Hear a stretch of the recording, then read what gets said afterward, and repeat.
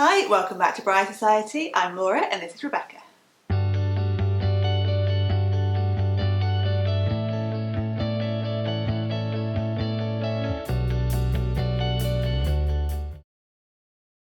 So, welcome back and firstly, Happy New Year.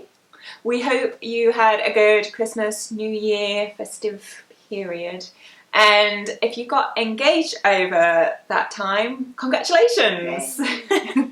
And, you know, an even bigger congratulations and well done on finding our channel. We appreciate it. And to kick things off for this year, we got thinking about, you know, if you're just starting out wedding planning and you know you want to DIY your way through it, what are those key essential pieces of equipment that, you know, will get used loads and be really worthwhile getting to be able to craft your wedding? So, number one, something we use all the time in our DIYs, so something you would definitely use a lot if you are DIYing your wedding, a glue gun. So a hot glue gun that will stick pretty much anything. Yeah. Anything to anything. So whether you're thinking of DIYing kind of stationery, decor, all sorts, you'll probably find a glue gun will come in handy, especially it cuts out a lot of time if you kind of don't want to maybe sew something, just glue gun it. Yeah. Yeah, and in fairness, that is something I wish I'd gotten when I was wedding planning. I so many occasions thought this would be really helpful, held off, and then ended up buying one for some reason after I got married. So learn from my mistakes, people. Yeah, and it doesn't even have to be a very expensive one. You can pick them up. I think mine was about £5, and then you get the glue stick separately. So yes, it's definitely worth. It's an inexpensive but lots of gain. Yes. On a equally very inexpensive route and basic, and something you might already have around the house, but a good pair of scissors and a ruler. Really, again, they feature in a lot of our videos, and yeah, just obviously useful for so many things, even just like an occasional bit here and there. But yeah, just making sure you have those. Yeah, good for measuring sizes, good for straight lines, all sorts. Yeah. You know what you rulers for. But if you want to go a step further from a pair of scissors, because if, like me, you can't cut in a straight line easily, you might want a guillotine or a paper cutter. So this is great, again, if you're doing kind of your stationery, place settings, maybe menus. And I blew Becky's mind earlier that mine doesn't just cut in a straight line. It can do wavy lines, it can do perforated things. So if you're thinking about making like ticket style invitations, you can even do fancy things with perforated edges and tear it off. But they did blow my mind. I can't even imagine how it does a wavy line, but I'm excited to find out. Yeah. So there's loads of different options, and again, it's just instead of sitting there cutting each individual piece of card, you can do multiple at one time.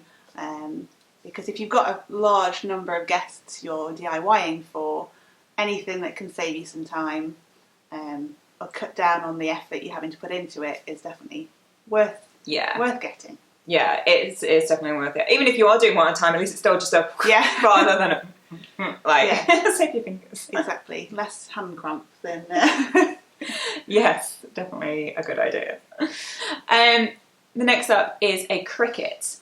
Now, if you're thinking I'm talking about like a little bug that like you've not heard of Cricut before, that's probably understandable. I think I had only come across it because of the whole wedding world.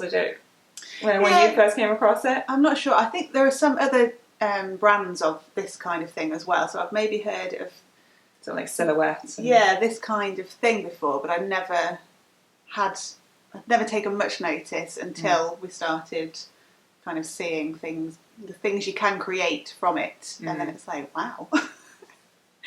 So basically Cricut, and I have one, so hence why I'm particularly naming this brand. It's essentially a professional cutting machine. So it does have its limitations, it doesn't cut anything, but basically like it if you want to personalize your wedding, this is the way to go. Now, it's definitely a financial investment. This isn't the cheapest thing that we've got on our list today by any means, but if the budget allows, if you've got somebody that's wanting to get you a really good gift towards the wedding or something like that, this is definitely up there, and I would highly recommend it. If I'd had it for my wedding, the possibilities. It's almost worth getting married again just so I could do it.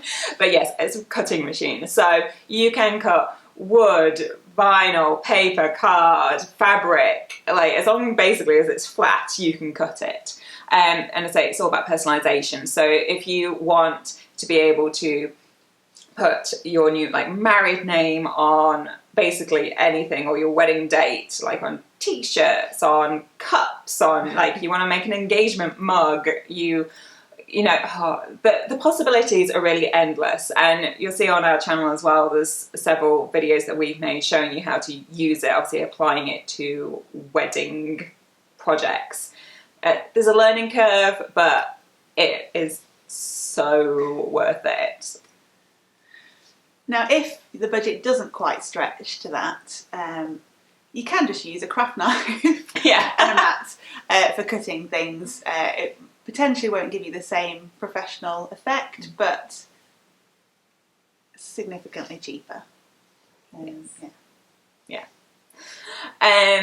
Or also a printer would be helpful. So again, the Cricut does do some, you can put a pen in it and it will draw and write for you, but again, it's probably a longer process than a printer would take if you're wanting to print your invitations, save the dates, order a service, name cards, all these kind of things that you might just want to be designing yourself on your computer.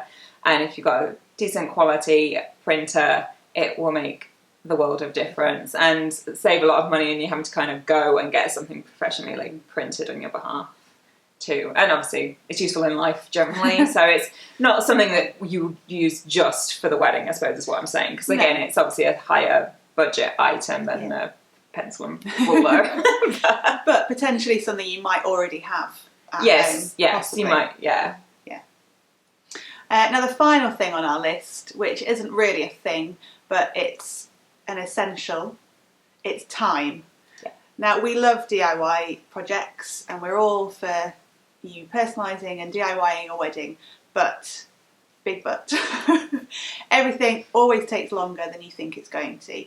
So it's not worth it if you're going to be stressing over the limited time you have, or you're running out of time and you can't enjoy the experience. So just make sure you plan ahead plenty of time to get these projects done, maybe rope in some help.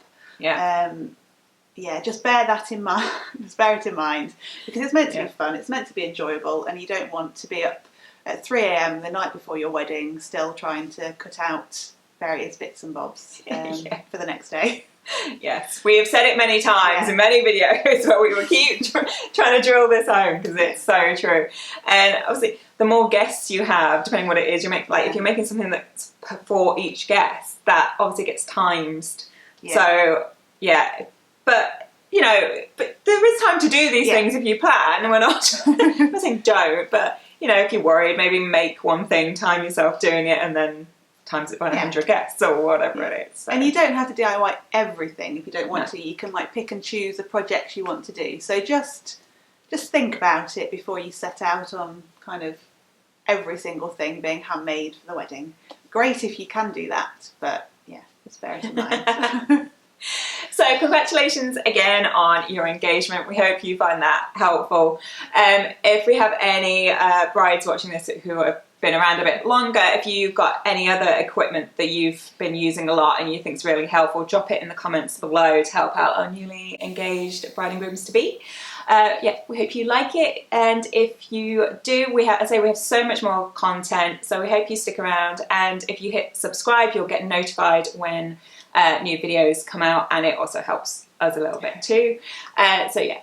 Congratulations, Happy New Year, and we'll see you next time.